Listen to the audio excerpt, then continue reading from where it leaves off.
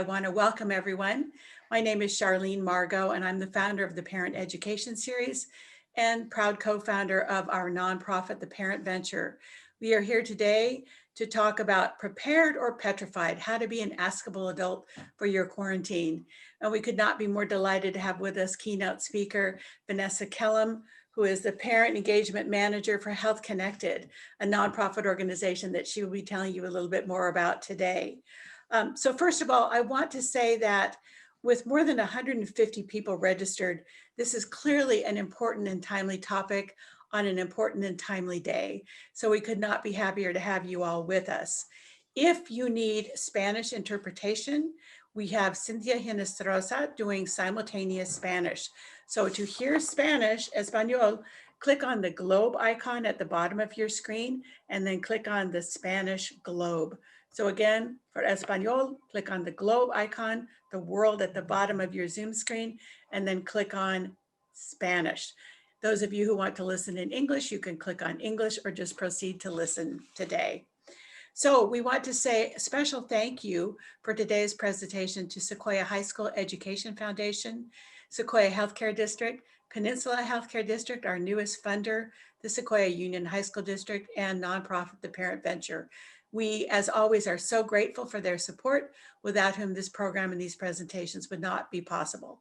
A big welcome to those of you who are in schools and districts served by Peninsula Healthcare District. Very happy to have you with us today. So before we get started and I tell you about our speaker, let me just give you a short rundown on the format.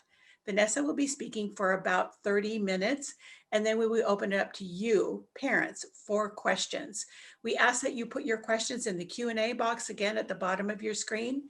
My partner, Bev Hartman, will be monitoring the chat. So in chat, you will see links with the relevant programs from the district, from Health Connected, from the Parent Venture, and also later in today, you will see a survey link. We hope you will take a minute to fill that out. It really helps us for future planning. We promise we read everyone. So again, comments to you or us in the chat, and then questions in the Q&A.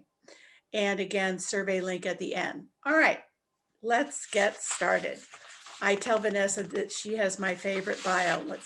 Let me tell you a little bit about her. Vanessa's complete lack of sex education during elementary and middle school prepared her to be an extremely attentive student during 9th grade Human Reproduction Unit in Homo Economics. That class was the spark that led Vanessa to earn a Bachelor of Education majoring in Health and Human Development.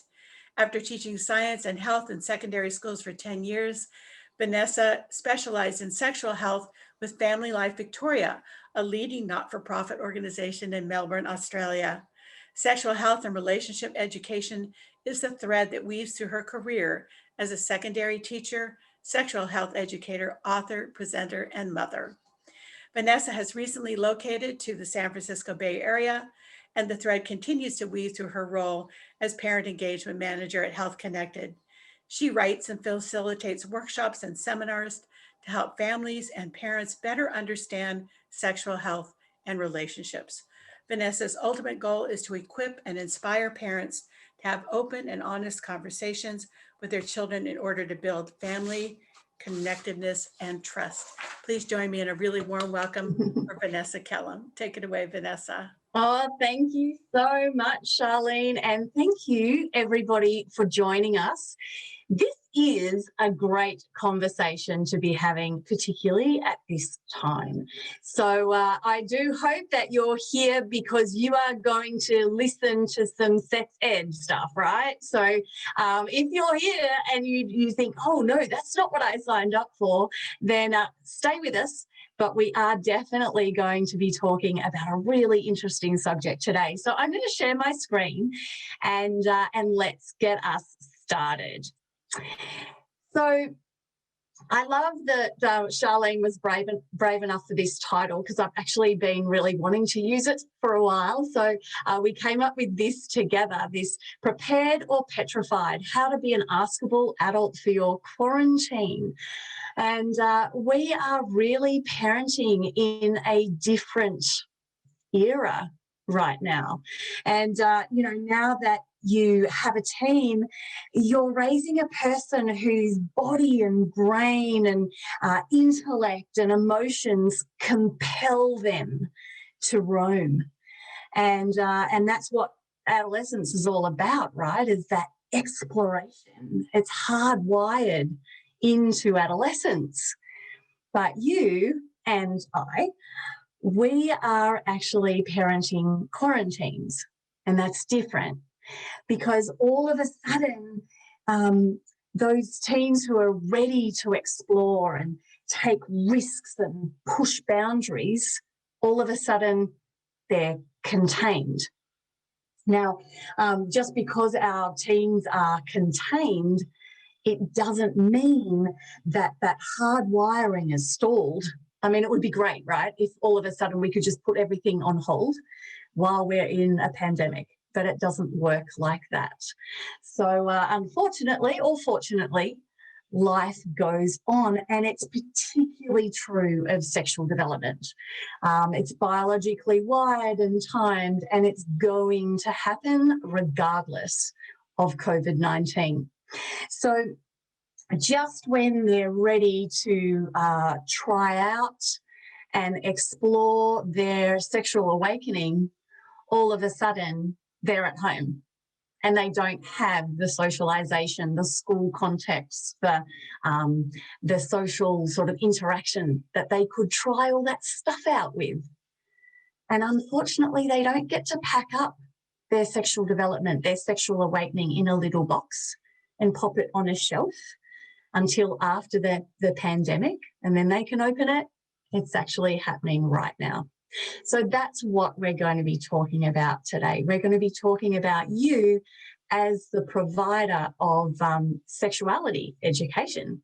And schools can do a good job. I work with Health Connected, and we do awesome sex ed in schools.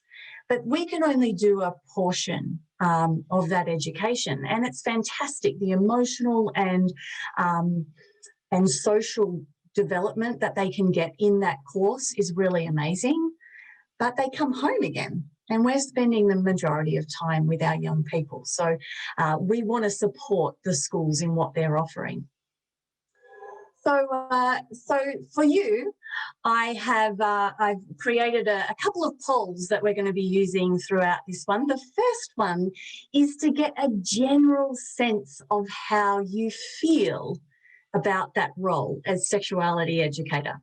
Some of you are like, hang on, what? Oh, Charlene, you didn't put that in the write-up. And some of you are like, oh, yeah, I'm doing that already. Everybody's different. But what I'd like to get a sense of is how you're feeling about this. And so I'm going to launch the first poll.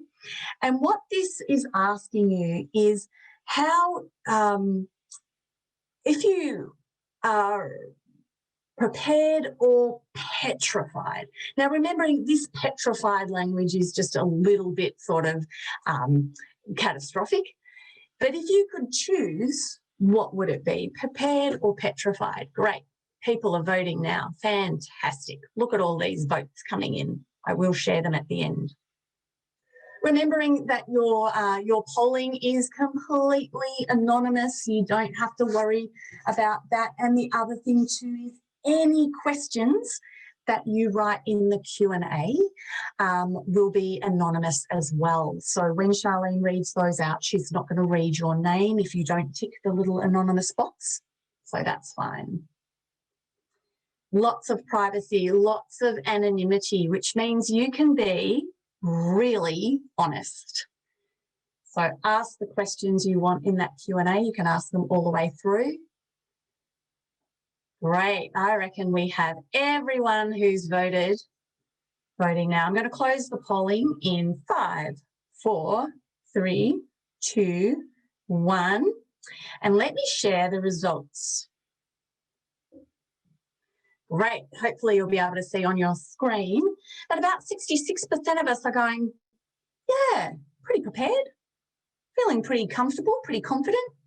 And about 34% of us are like, that's not me. I'm not not comfortable with this particular topic at all.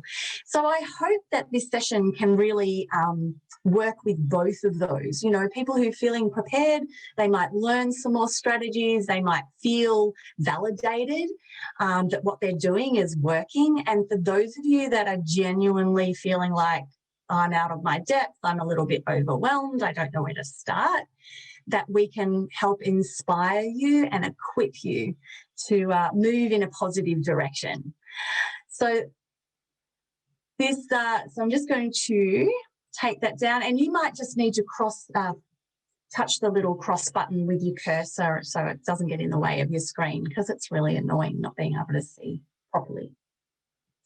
So let me tell you just a little bit about sort of the difference. I started with that in my intro, the difference in that teens who used to go to school and explore all this wonderful emerging intelligence and emotional awareness, and their sense of self really comes out with their schoolmates, now is being contained. Now, if you were in person, I'd ask for a show of hands as to how easy you think it is to contain a teen.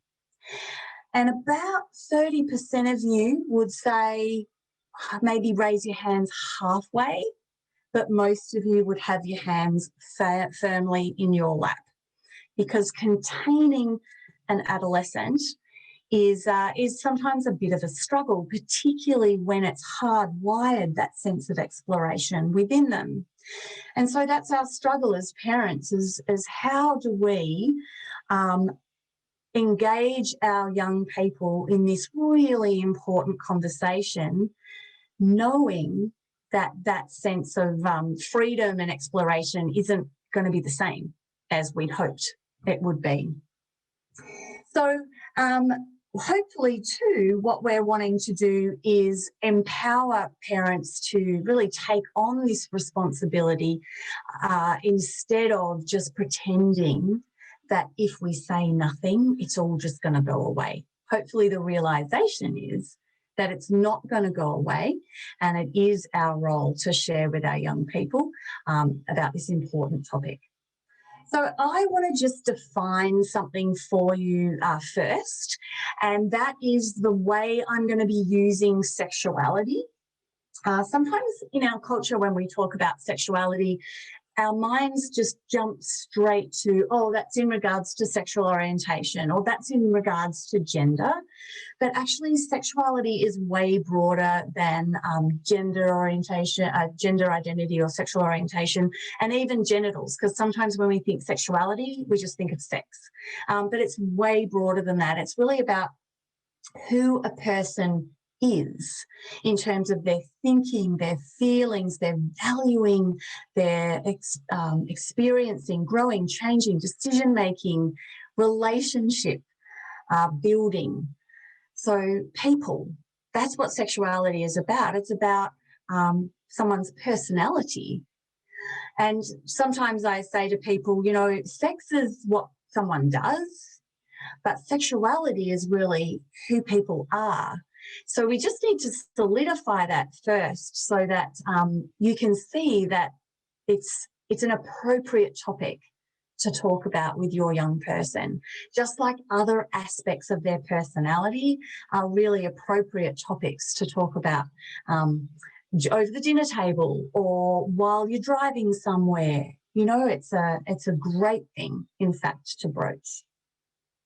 So there are 6 broad dimensions of sexuality for young people and adults alike.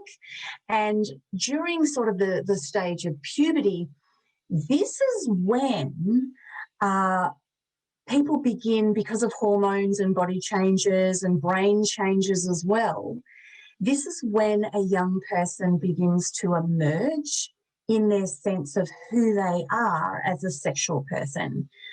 Like children in the past may well have masturbated, but it's not a sexual sort of feeling, for example. It just feels good to the body. So the sense of sexuality is different when someone is a young person.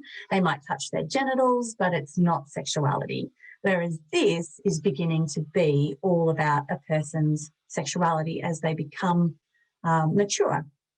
So the first dimension is health, sexual health and safety.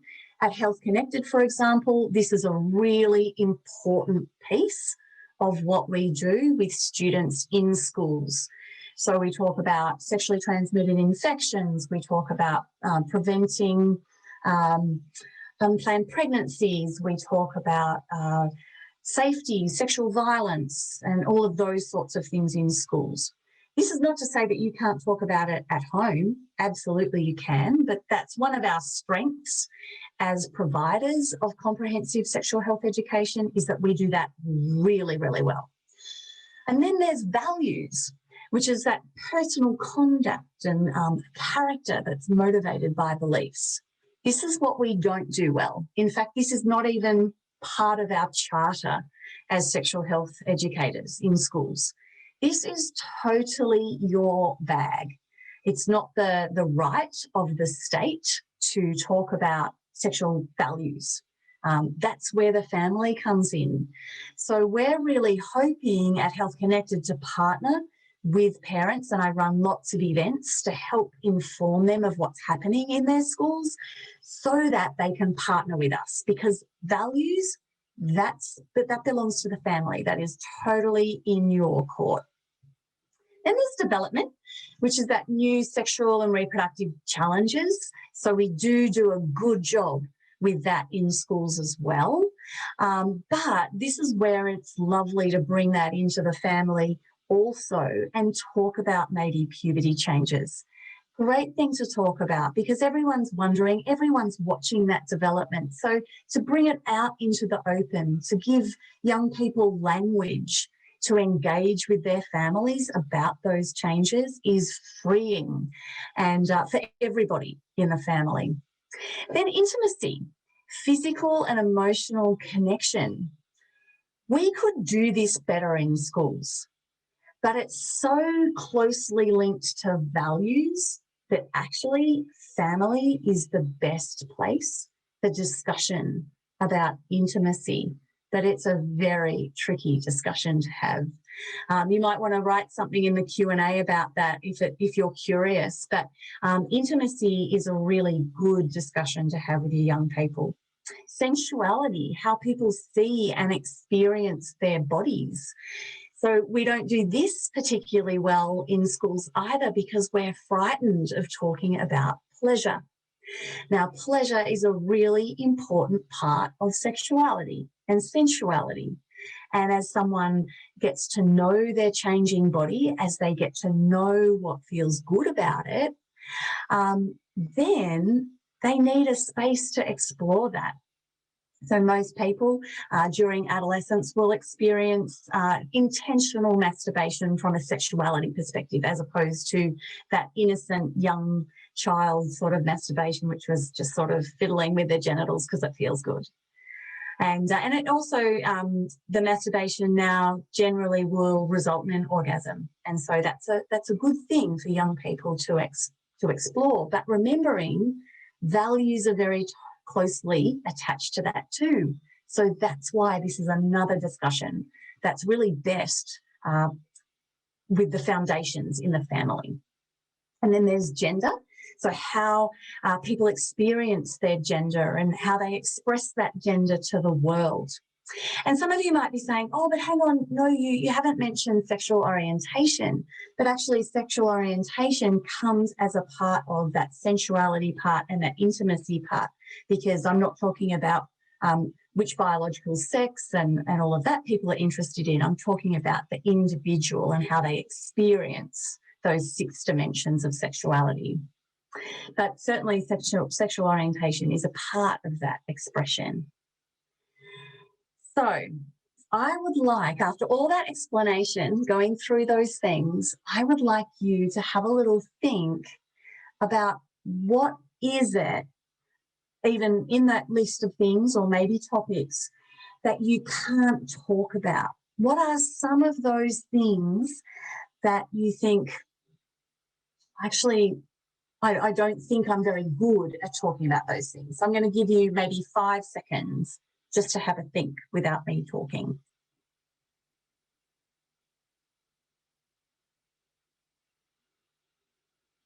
That was pretty short, wasn't it? I know. But there are probably some things that have come into your mind of like, oh yeah, I could never actually say the word masturbation, Vanessa, like that'd be really hard. Or, oh, porn, I don't know. I just don't even know where to start with that one.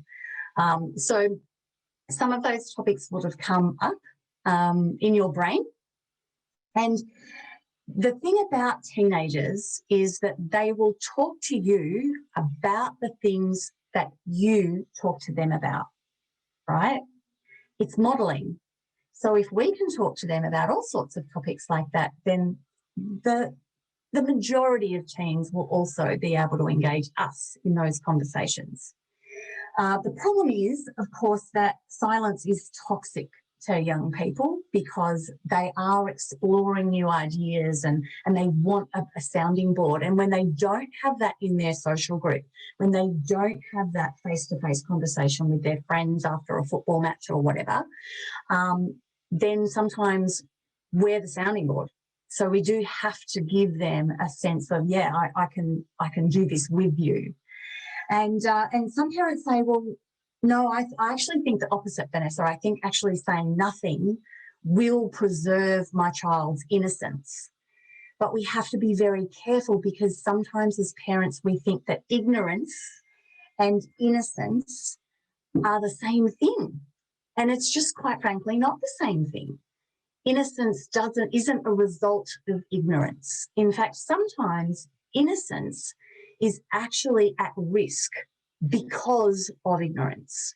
So what I want you to do is sort of shift that. If that's you, if you're thinking, I don't say anything because I don't want my kid to then go and do it, I want you to just sort of have a little moment of reframe and then see yourself as being a source of really useful, deliberate, intentional information, which will aid your young person to have protective behaviours for the future.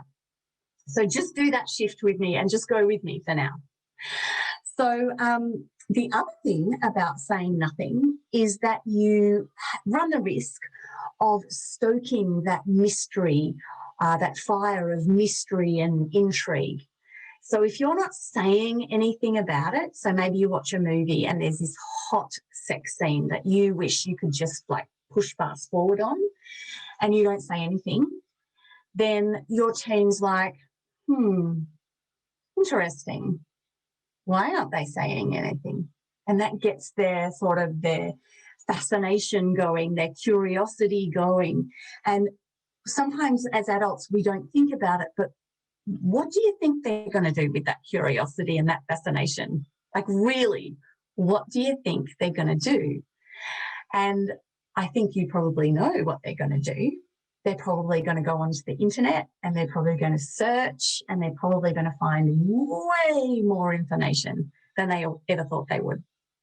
So what we're hoping to do is inspire parents and guardians to really have these conversations so that they can be the first voice and they're the ones who are imparting their sort of moral framework, their values framework, so that when popular culture does impact the young person, either in movies or just social media and hanging out online with their friends, they can put it into perspective because they have that values framework already in place from their adults. So that's what we're hoping for. So, and the last thing is we just need to talk because we need to be accessible to our kids. Like we just need to be there for them now more than ever. And even if your students are having a wonderful health connected program in your school, which many of you will be, use that as a springboard to talk about these topics in the future. Don't say, oh, well, you know, they're doing teen talk at school, so I don't actually need to do anything. That's not my role. It really is. And it's your responsibility as well. So now I want you to take another poll, and I want to ask you this time about the topics that you're most petrified about. And remembering too, when I say petrified, yes, it's strong language, but just go with me because I really want to sort of tease out what are those topics that you're not feeling comfortable with. So when you see this poll, you can go ahead and you can vote, and you should be able to have a multiple choice. And yep, people are seeing that now. Fantastic. So go ahead. I'm going to read this out so that our Spanish translators can sort of engage some people too, because this is all in English. So what topics are you most petrified about? The first topic is masturbation. Puberty changes is the next one. Pornography, sexting, that explicit digital media. Intimacy, sexual behaviours, consent and sexual safety, gender identity and expression. You might have to scroll down too. Sexual orientation, sexual feelings and other. And if I haven't sort of read out your topic, then just pop it into the chat, because I'm really curious to find out what else.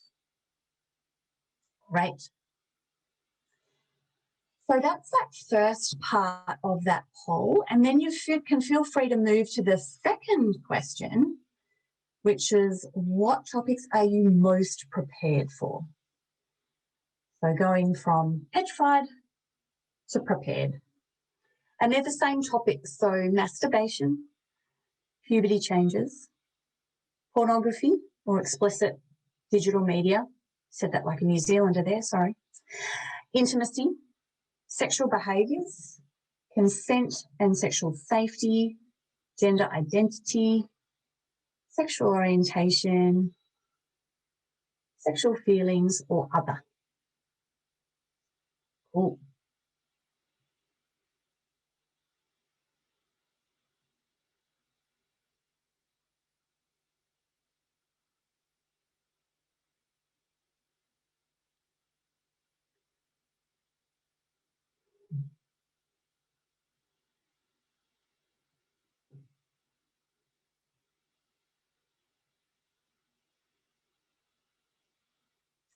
Right, I'm going to stop the polling in 5, 4, 3, 2, 1. I'm going to share our results. And part of this too is to really build some of that community feeling of not being alone in this, you know, that other people have the same hesitations as you do. Other people, it's not necessarily their comfort zone. Maybe it has never been modelled to them, these types of conversations. So it's a really great thing to gather together in something like this and feel that sense of, oh, it's actually not me being the only one who finds this tricky, or it's not only me whose child puts their hands in their fingers in their ears and goes, la, la, la, la, la, stop talking. You know, it's a really great sense of sort of camaraderie amongst us parents and guardians. We don't have to feel alone. Great. So you're probably looking at those results, and so masturbation is definitely one of those things that many of us do feel uncomfortable and petrified about, in those inverted commas.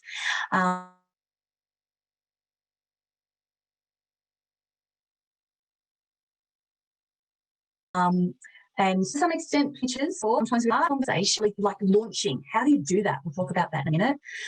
Pornography can be tricky.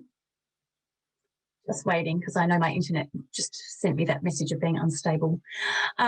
So yeah, pornography and explicit digital media can be a real concern, especially with our kids spending so much time on it. I don't know about yours, but my 16-year-old son spends a long time on digital media, which is appropriate because what else are they going to do? How else are they going to connect with their friends, right?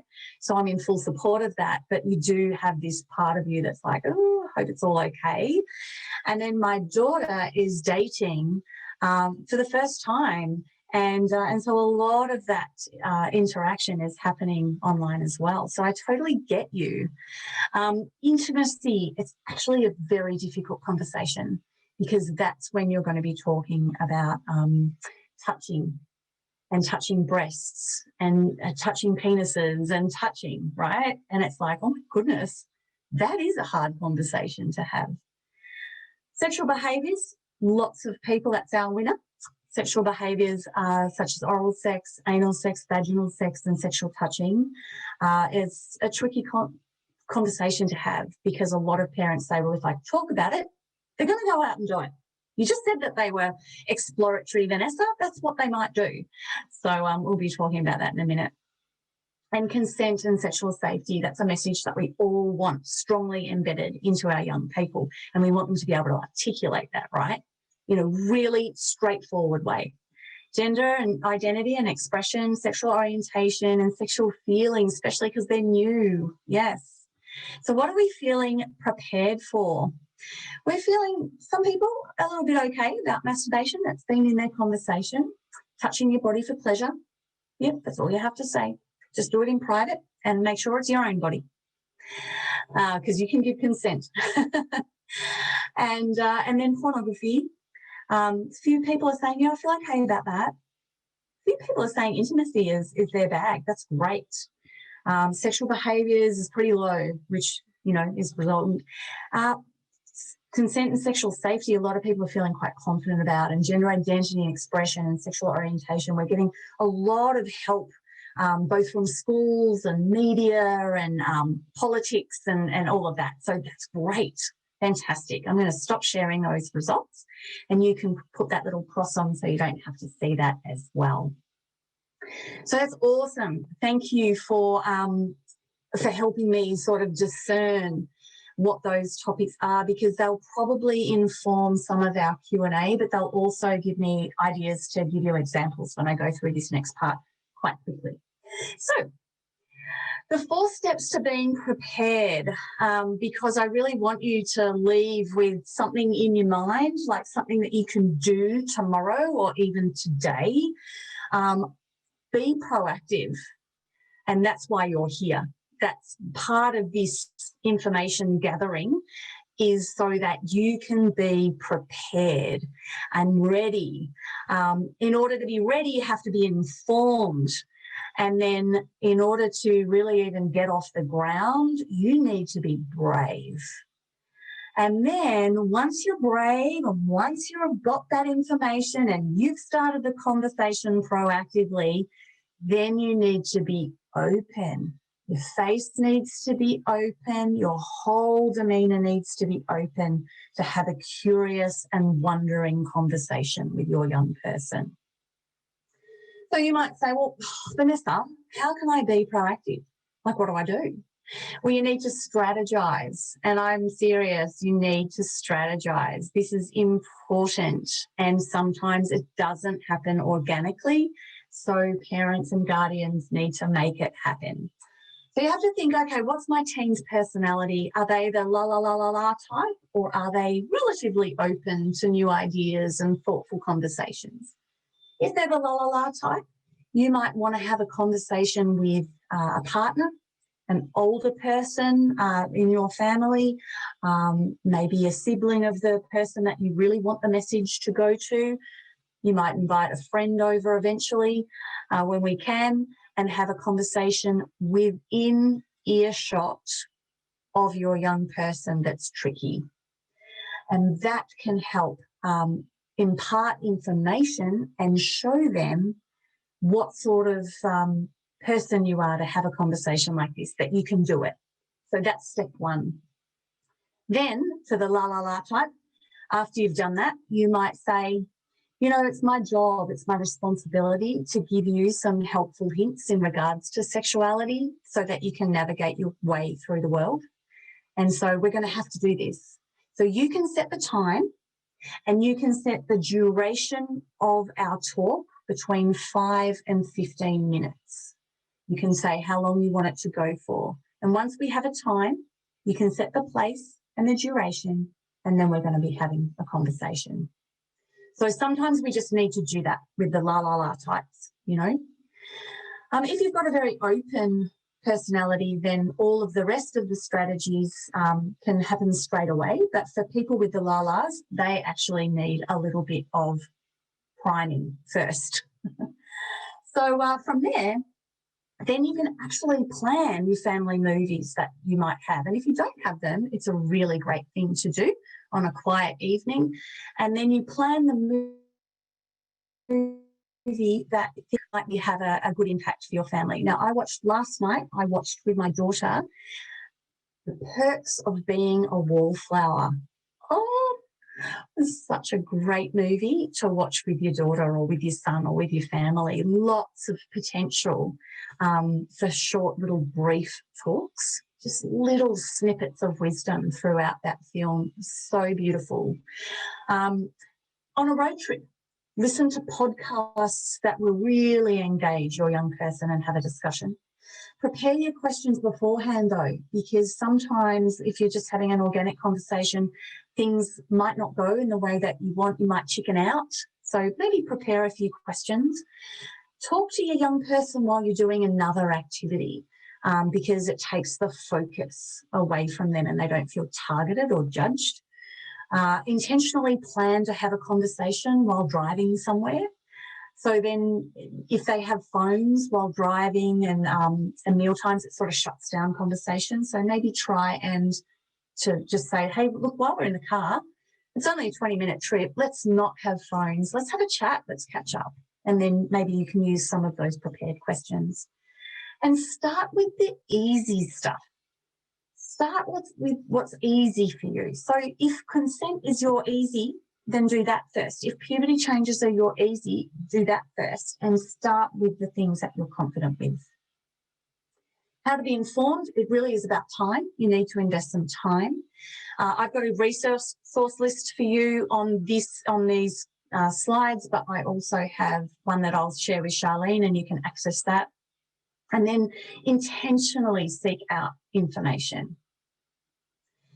How to be brave, you might need to fake it till you make it. You know, it might be really tricky for you. You might be terrified. You might be petrified. But once you launch, you can be empathetic with your young person. So you can say, this was never modelled to me. I might be really terrible at these conversations because I've never had them with my adult when I was growing up. But I want this to change for you and me. So I might not be terrific to begin with, but as we practice, we are going to get so much better at this. So that's that hopeful message. And you're also saying to your young person that this is not the first or the last conversation. This is going to be, like from now on, this is going to be our thing. We're going to check in about this. And then be convinced of the importance of your responsibility to instruct your young person, particularly when it comes to values. And then there's that deep breath and just launch because you're prepared with information. You choose you're launching the conversation. So you're being proactive and now you're being brave. How to be playful is harder to instruct. Some of us are just playful. You know, we're just that sort of type of personality and others of us are serious. So for the serious people, it's going to be more of a challenge than the playful amongst us. But we need to relax. And when you're empathetic with your young person and you confess that it might be a little bit tricky for you, that's going to help you relax and it's going to help your teen relax as well. And look for funny anecdotes and stories to start with because that can just get you feeling light. A little shot of dopamine never helps, it always helps rather. Be curious and wondering with your young person. Don't be closed. Open your face. Curious eyes, curious eyes. I want to know more. Tell me more. What? Ask questions, Laugh when you make a mistake. Honestly, sometimes we sound like such losers, but We can laugh about that, right? Because we're not their age. We don't have to try and be young and cool and hip, because that's not going to happen. Recognize the joy in sexuality. Try not to be cautious all the time. Be joyful, positive, and fun. And laugh whenever you can, but don't try too hard, because teens are really onto us. And if we're trying too hard, they get suspicious. So, yeah, just keep it all in check. So that's just a little bit of like some how-tos of how to try and bring these conversations to light. And as we move into Q&A, I'm going to maybe pull down on some of those topics that were sort of promoting some of that anxiety amongst us. So let's see how we go. Do we have any questions, Charlene? We do indeed. First of all, thank you, Vanessa, for a really incredible talk. Just incredible. Parents, I hope you've appreciated as much as I have. We've been doing this, Vanessa and I, for very many years. And we do go there. We do go there, but we had more attendees today. So first of all, I want to say thank you to everybody who signed on. Yes, thank you. Please share this with your friends, with your spouse, with your partner, with your kids. I love her advice that it's okay to just say, you know what? I'm not so good at this, but together we're going to get better, and be brave. I mean, right now in the chat today, you parents have been supporting one another and offering advice to one another. And that's how it goes. That's how it gets better. My Canadian mother had 5 children and never used the word pregnant. So that's how I was brought up. So anything I told my kids, anything we do from that is going to be better, right? Okay, so here we go. Vanessa. As parents, we're taught to tell our kids, we're always here if you want to talk. But I was brought up in a home where culturally we didn't talk much about sex. How can I be available for my kids, even if the subject is hard for me? Yeah, I totally feel you. So culturally we might be different. I'm not sure. I don't know. We can't see each other. It's wonderfully anonymous.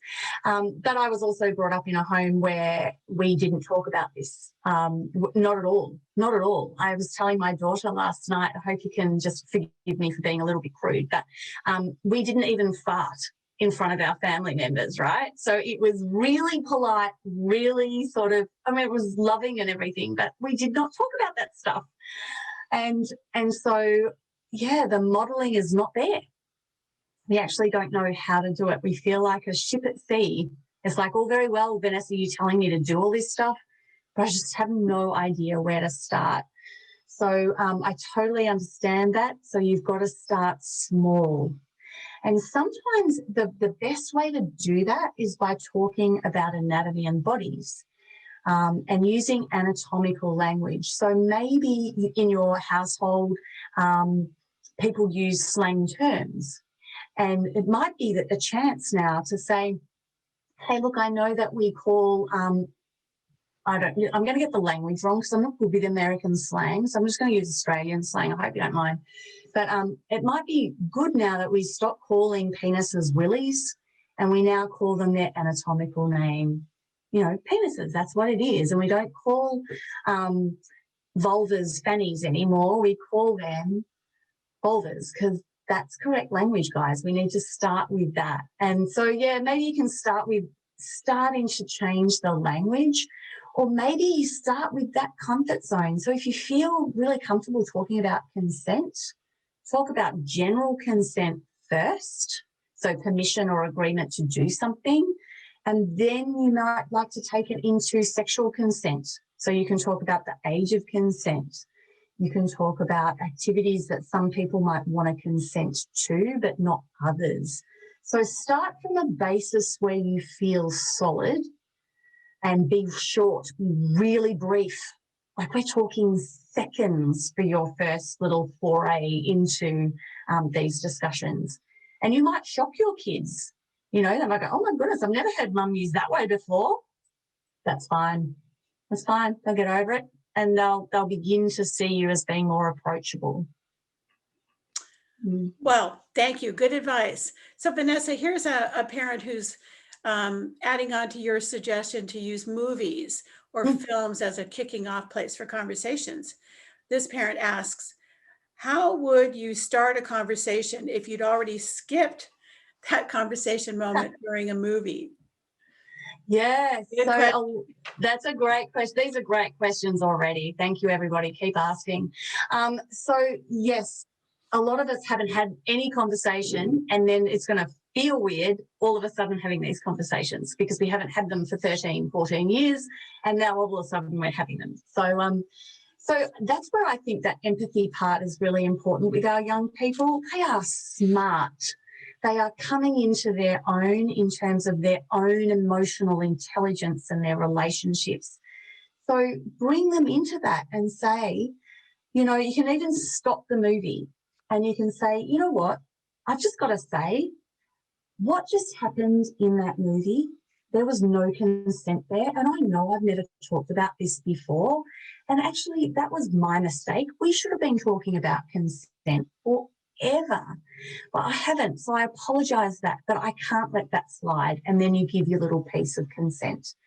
The same thing, maybe there's a scene in a movie about, I don't know, you don't see masturbation very much, but I'm going to use it because it was a topic that we're a bit petrified about.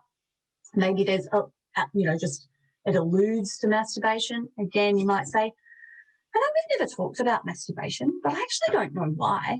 It's been silly of me. I don't know why I found it so difficult. But that's what that person's doing in the movie. That's totally okay. They're in private. They're by themselves. You give consent to yourself. That's all fine. You don't have to be embarrassed about that stuff with me. So, yeah, I just sort of preface it with that self-effacing, I know I really should have talked about this before. My bad, but let's move on from here. Great answer. And to add to that, here's a parent who says, I find this conversation can be hard, but I use any opportunity to jump right in. For example, the recent Supreme Court decision on abortion rights. I think that's a great suggestion. The news provides, especially at the moment and in the past, provides just so much fodder for us as parents and guardians to really speak to, and that's really smart.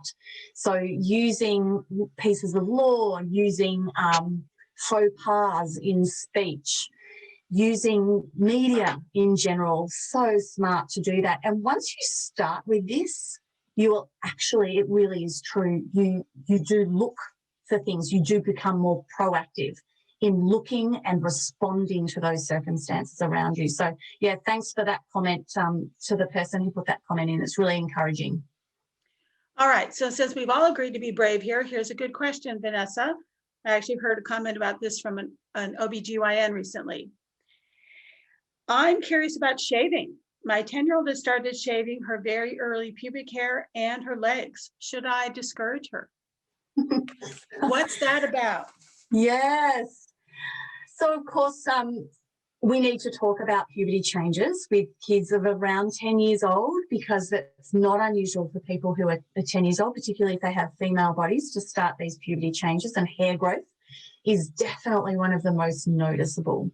So what we need to firstly talk about with our young people is it's completely natural. And so that they'll feel like, oh, I'm not a freak. And some people have all different types of hair growth. Some people have lots of it. Some people don't have much. Some people's pubic hair around their pubic region is a different colour to the hair on their head. That's fine as well. It's all good. Human variation, yay! And lots of positivity when it comes to puberty changes. Pimples, a little hard to do, but hair, a little easier. And then what we need to talk about with our young person is the reason why they're wanting to shave. So we need to come up with some questions. And it might be for a 10-year-old, you want to start really sort of gently. You might want to say, how come you don't love your body hair as much as I do? What's with that body hair? And get them to answer you. Say, oh, I don't like it. It's scratchy, or whatever they want to answer. And then go from there. And if they say, I don't like the look of it, then, oh, that's interesting. So who are you trying to please? And you just sort of ask these little questions, and hopefully they'll be drawn around to the not the need anymore to shave. because they see it as natural. They see that you love it. They see that they can accept it. Eventually, though, when they're older than 10, maybe they're 15, 16, they're going to the beach when COVID's over, all of this, they will probably, in all reality, want to remove their hair, but it's their choice by then. You know, you've given them sort of a period of time to really adjust to their body image and enjoy that before they feel the social need to remove their hair or not. You'll wait and see, right? Exactly. All right. So here's one that I know lots of parents have had this experience. And to be honest, probably more now during the pandemic. Question. I recently caught my son watching porn on his laptop computer. I was angry and surprised. I didn't even know where he got it. So I probably didn't react very well. What should I have done, or what should I do now? Yes, I know. It's that initial reaction, right? That initial, so yeah. So I totally understand that reaction. I think the best thing for parents who are wondering about this that haven't encountered it yet, the best thing we can do, and I'll get to the specific question in a minute, but for those of us who haven't encountered that same thing, is already know that the likelihood of your quarantine seeing porn is really high. We know that it's about 64, 66% of female body people have seen it before the age of 18, and it's about 93% of male body people. So it's really high. The average age to first see porn is around 11. So we need to have that already in our brain that actually it's not as unusual as we would like to think it is. They've probably seen it. So that just helps us reframe. And so we respond instead of react, which is totally fair enough. So getting back to that question, okay, now I've reacted in this way that I know wasn't that helpful. What do I do now? That's time for repair, because that reaction can cause like a little bit of a rift. So now it's time for repair, and we repair by connection. And teens, the most important thing for this stage is connection with peers and connection with us. So now that we're pretty much it, in person at least, we don't want that to stay unrepaired. So a conversation has to happen. So what you can say is, I'm so sorry for the way I reacted the other day when I saw that you were watching porn. It just really took me by surprise, and I shouldn't have reacted like that. I just sort of flew off the handle. Will you accept my apology? And the young person generally will say yes. If you think they're not going to accept your apology, rephrase it so that it's a negative question. I don't suppose you're going to want to accept my apology, right? And usually they say, no, that's not right. And a lot of teens like to say no. It's like they go back to that toddlerhood of saying no. So a lot of teens do like to say no because it gives them a bit more control. So you know your teen best. Once you've apologised, then you say, do you know what? 93% of people with male bodies, or men, young men, watch porn. I actually shouldn't have been surprised. Silly me, crazy woman, or whatever, you know, the way your style has it. Or 64% of young women have seen porn. How could I not have thought that it would be within your radar? And so I just want to apologise for that. But what I do want you to know is that porn does not mean intimacy or sex. I don't want that to be your only experience of what sex is, because it's just not right. Sometimes it's violent. Sometimes people have huge body parts that just don't exist in real life. And then you can have a conversation about that too. But remembering you need to be fairly brief. So you want to keep it around 3 to 5 minutes. So then you finish that conversation, you get out what you want to say, mainly what's troubling you and the fact that it's pretty normal, but you want them to exercise caution with porn because it's not real. And then you say, you know what, I think this really warrants another check-in. because this is a huge subject and I don't want to bore you right now, but I'm going to come back to this and we'll probably have another talk next week. So they're expecting it to be a series. And I think checking in with your kids about porn regularly, maybe, I don't know, once a month or so, is probably a reasonable thing to do, especially now when we're confined. Yeah. Absolutely. And I'm going to give parents another advice that Vanessa has given in previous talks, which is if your teen says or asks something that you really are not prepared for, it's okay to say, I don't know. Yeah. Let me check on that and I'll get back to you. Because, you know, they're on the internet, they're discovering lots of stuff. And they may say something or show you something that can be a little shocking. So you're going to try to keep the shocked face off and just respond as Vanessa just recommended. Right. Okay, speaking of shocked face, here's a good question, Vanessa. We have time for about 2 more questions, everybody. Sure. Wish we could get to everything, but we're doing the best we can. Lots of great questions today. Thank you. So I think this is in reference to Health Connected's curriculum. Question is, are you not giving guidance to how much sex is allowed for high schoolers? Are you giving that choice to parents? And will you give feedback? Great question. So when we talk about sexual activity, so we do talk about all those sexual behaviours that were on that poll. So we talk about sexual touching as a sexual behaviour. We talk about oral sex, anal sex and vaginal sex. The reason why we're so explicit, if you like, in Teen Talk Middle School and Teen Talk High School is because what we do know is that young people think vaginal sex is the only type of real sex there is. And often anal sex and oral sex and even sexual touching are thought of as not real or safe. And we just can't have that. That's just one, it's not true. You can actually transmit sexually transmitted infections through all of those sexual behaviours. And 3 of those sexual behaviours can lead to unintended pregnancy, even anal sex and sexual touching. Oral sex is the only one off the cards there.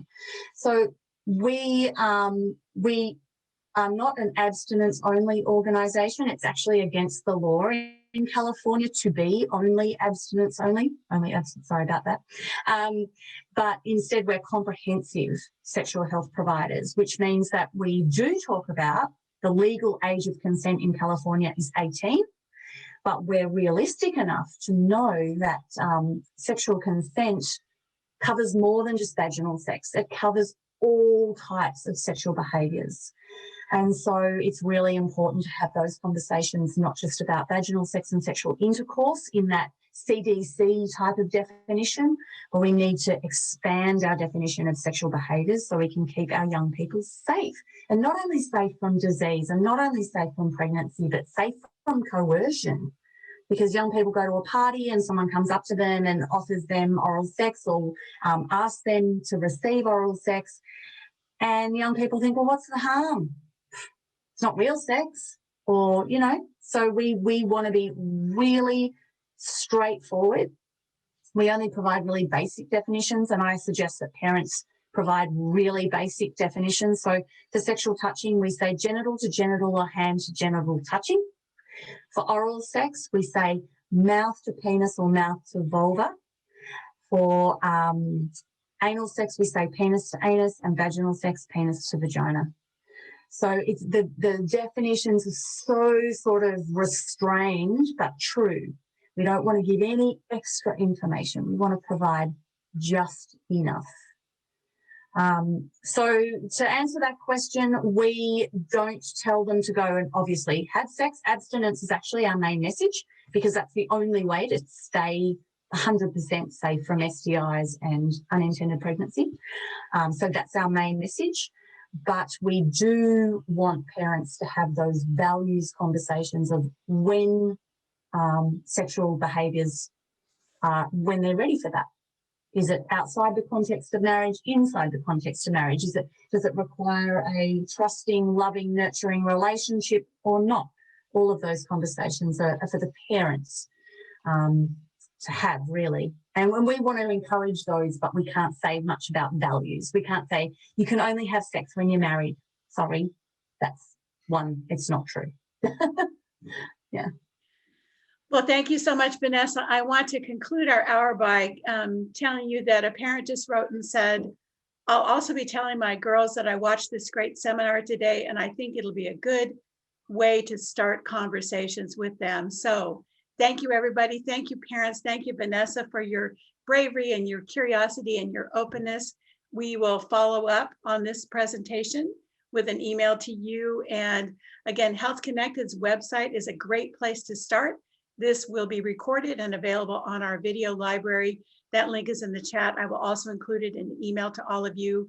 So take care, everybody. Oh, and Vanessa's showing us on the screen. Maybe we can share some of these resources, Vanessa. I will. I'll send you our resource sheet so you can add that into the package for everyone. But I just wanted to remind us that we do have some resources for parents too. Fantastic. Well, again, thank you everyone for joining us today. Your interest says a lot. We wish you all the best. Stay safe, stay well. See you soon, everybody. Thank you, Vanessa.